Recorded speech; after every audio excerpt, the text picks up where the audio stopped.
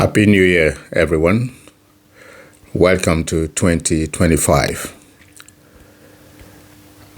I have a reason to believe that you all have a beautiful New Year celebration after a buoyant Christmas. We are now into 2025. At the end of each year, many people make resolutions as to what they will do better, what they will stop doing, and challenging themselves to new, set achievements that they intend to achieve in the year coming in.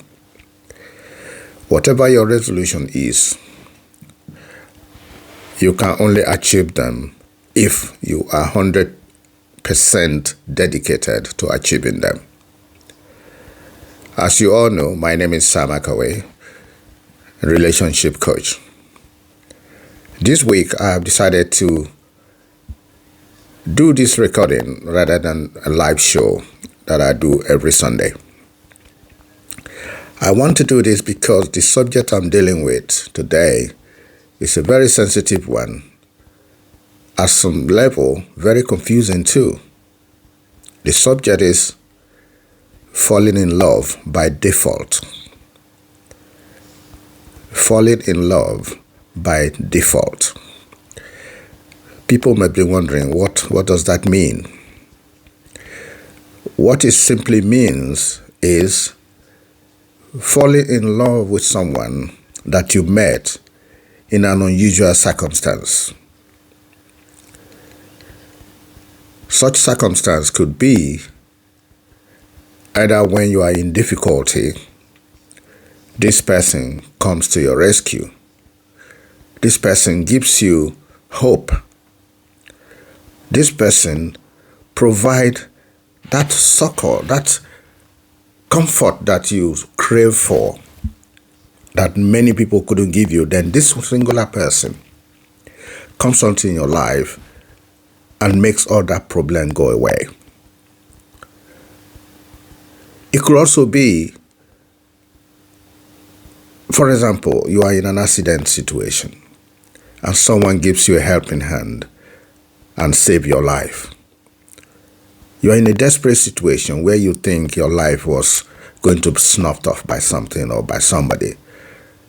Then this man or woman sent by God rescues you, saves your life. At that point in time, you feel indebted to them. It could also be a financial situation where you are so desperate. You don't know who to turn, you don't know what to do. You are being consumed by this problem. And someone from nowhere comes up, gives you the money, makes all your problem go away. You instantly feel indebted to them. Could it be in times of sickness, where all hopes are lost? You thought you were going to die. You have no more hope. Then suddenly somebody somewhere comes up, takes you up, sends you to a hospital you couldn't afford, pays your medical bill, and you feel indebted to them.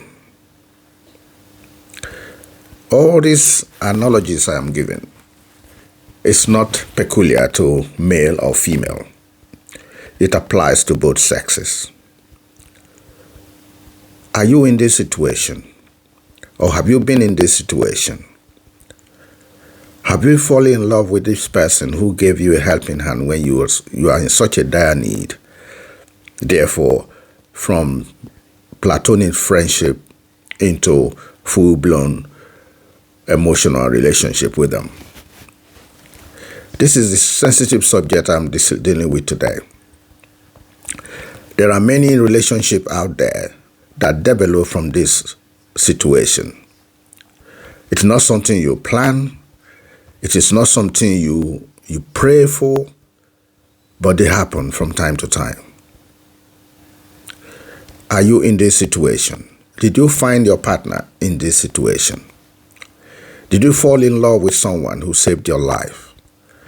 Did you fall in love with someone who provided emotional and financial support to you when you are in a dire need? There's no need to be ashamed. It is not of your making. Circumstances brought both of you together. Some people eventually fall in love with the same person who saved their life or who came to their rescue when everybody have abandoned them. If you are in this relationship, it is not unusual. It is not peculiar to you alone. There are many people in your situation. But what I find, or what my research show, is that many people in this kind of relationship struggle at one point or the other. It is because the way they fell in love is rather unusual. It's not like you met someone in a supermarket, in the street, or in an office environment. Over a period of time, they talk to you, you chat with them, you socialize, then you fall in love with them. It's different. People in this kind of relationship, or relationship that develop from this atmosphere, many struggle. Many struggle because part of them don't see them as they're in love with someone they would have naturally chosen. Some struggle because they don't see their partner as equal. Let me break it down. You find a set of people in this kind of relationship experiencing master-servant relationship. What that means is that the party that was helped continue to see the helper who they eventually fell in love with as their master, as their superior. Therefore, the love in between them is kind of not deeply emotional.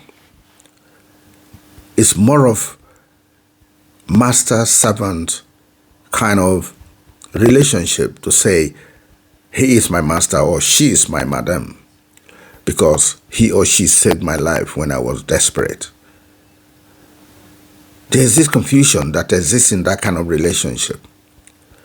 Sometimes couples don't know when they are genuinely being loved. Sometimes some people feel that, oh, you are in this relationship because of what I've done for you. The kind of respect you show me is not the kind I expect from an equal partner in a relationship. They struggle to make their feelings clear. Even they themselves don't know whether they are respecting this man or respecting this woman because of the help they have received from them. The other part is feeling inequality in your relationship. Because when you see someone who rescued you from a desperate situation, the kind of respect you have for them, the kind of feeling you have for them is that of inequality. You feel inferior in the relationship because they are bigger than you. They saved you from a big problem. They are just like a semi-god to you. That is what you feel, not genuine emotional love. It is that respect of a master dealing with a servant. In this case, you feel inferior because if not for him or if not for her, your situation would have been worse. Therefore, they are like a semi-god to you. In this relationship, what many people profess as love actually is fear. They not because they are afraid of you.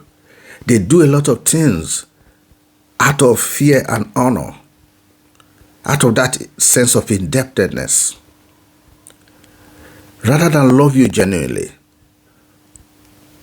They do things because they see you as a big person in their life, that it's like without you they don't exist. That is the life That is the kind of experience you have rather than a genuine, pure, emotional love. They will sleep with you. They will have sex with you. They do all kind of things with you that men and women do when they are in relationship. But deep down, they revere you. They see you as something mighty, not just as their partner who is in love with them. Although they feel that sense of love, but it's different. They love you with so much respect, so much fear that in between, you can sense that you are missing certain things. For example, they won't do emotional things to please you unless you ask for them. They won't think of, oh, what do I do to pleasure my man today, or what do I do to pleasure my woman today? They will always succumb to what you want. So that is not a genuine love. It's love out of fear, out of respect. So if you are in a pure emotional relationship, you don't need to struggle to pleasure your partner. You don't need to struggle to tell the whole world who your partner is. You are proud of them. You talk equally. You talk freely in front of them or behind them. The way you glorify them, the way you love them, the way you protect them, whether they are present or not, will show that you are genuinely in love with them. You are not doing what you're doing because you're scared of losing them, because they saved your life or they are responsible for your comfort. Now, I've said all these things. Many people will be wondering, yes, I am in this situation. What do I do? How do I prove to this man, or how do I prove to this woman that irrespective of how we met, I genuinely love them? Love is a very simple thing to operate. The ground rule for me is be yourself. Search your mind. Search your heart. Do you genuinely love this person? Irrespective of how you meet, do you genuinely love this person for who he is or who she is? If the answer is yes, then let them know. Don't do things out of fear. Don't do things to just pleasure them. Do things because it's the right. Do things because they are the right things to do, whether they are there or not. If you feel like singing their praise, sing their praise. Don't only sing their praise in their presence. Don't only tell them you love them when they are providing something for you or when you are sharing something passionate. Let it shine through everything you do that you love this person. Don't be afraid to be taken for granted. No, if a person genuinely loves you, they will not take you for granted, irrespective of how you meet them. Try and be honest with yourself. Because relationship is one thing that you cannot continue to lie, hoping that your lie will be safe. At a point, it will surface, it will shine out. If you genuinely love someone, show them in different ways how you talk to them, how you listen to one another, how you protect each other's interests. If your partner is genuinely unhappy about certain aspects in your relationship, try and address them. Because many people don't speak out when they are aggrieved or when they are not happy in their relationship. It could be just something very minute. If your partner is bold enough to call your attention to it, pay attention. Get it right, set it right. Correct that thing that is making them unhappy. Because in relationship, as beautiful as it looks, little things can turn it upside down. And in a stroke of a second, everything you built over the years will just crumble right in front of you. Just search your mind, think about little things that are not right in your relationship. Correct them. It is not difficult to do. Respect begets respect. Don't fear your partner. Love and respect them, as you would expect them to love and respect you. Finally, I want to say, in relationship, we never choose where we meet. People meet in different ways, whether through the situation I've been trying to describe, meeting by accident, situation bringing you together, then become friends, then become lovers.